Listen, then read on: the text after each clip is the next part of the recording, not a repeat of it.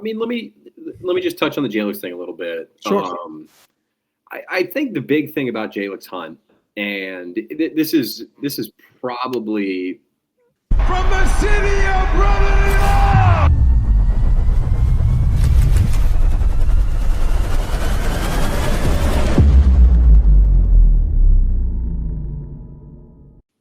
To the big sexies up front, and that is Jalyx Hunt's doing work. Recorded 1 sack, generated 9 pressures on 22 pass attempts, almost 50% pressure rate, which is insane. I believe this was his best game, in my opinion, of his young career.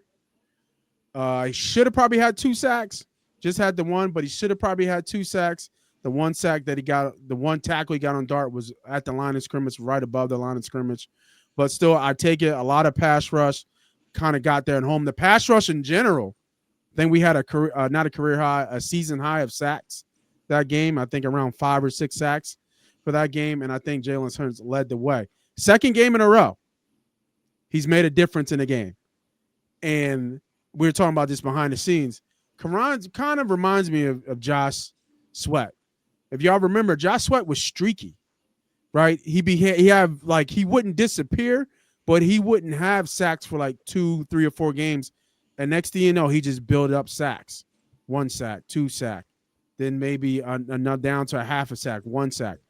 Kind of reminds me of Hunt a little bit here in terms of his production, where can he start to string together multiple games? And not even that, probably BG's coming back, right? So you get another kind of dog up there to kind of pass rush on the other side, so he might not get the focal point. But I was really impressed with the way Jalyx Hunt played yesterday. And, man, what a complete player in terms of a chess piece that you can have. A guy who can rush the passer.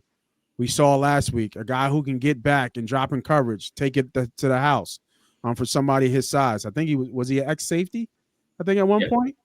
You know, so he probably still got a little bit of wheels to him. And a couple other plays, right? I think, what game was that? He had a defense on the sideline. I think, was it against a running back or a tight end where, the guy made the catch, but he was there. Like, he was able to play coverage. I would have to go back and kind of jog my memory. But, man, shout out to Jalyx Hunt. I think that was the biggest takeaway for me. I'm biased being an ex-defensive lineman myself. But, hey, I think he kind of showed out on defense a little bit and kind of was the one guy that, to me, that kind of flashed for my top takeaway from that Giants game, man. What you got for me, bro?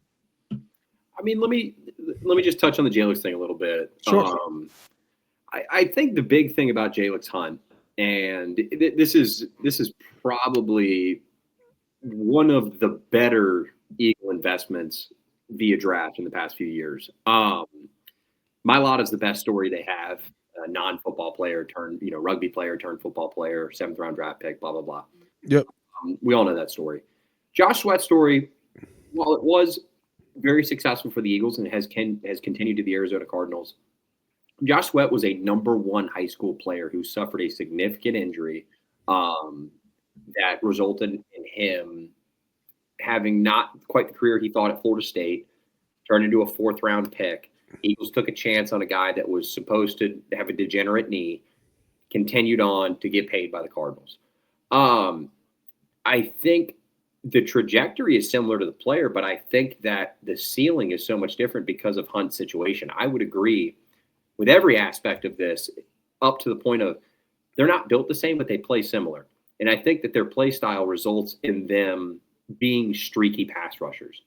Because of his exceptional bend and his ability to drop into coverage, his hips are just, the flexion that he has is elite.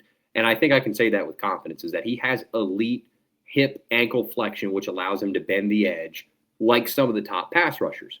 But you're talking about a guy that just picked his toolbox up a couple of years ago. He doesn't really know what to do. He hasn't quite gotten to the bottom of the toolbox yet. There's some wrenches and some screwdrivers in there he has not picked up. Yep. And I think we're seeing that.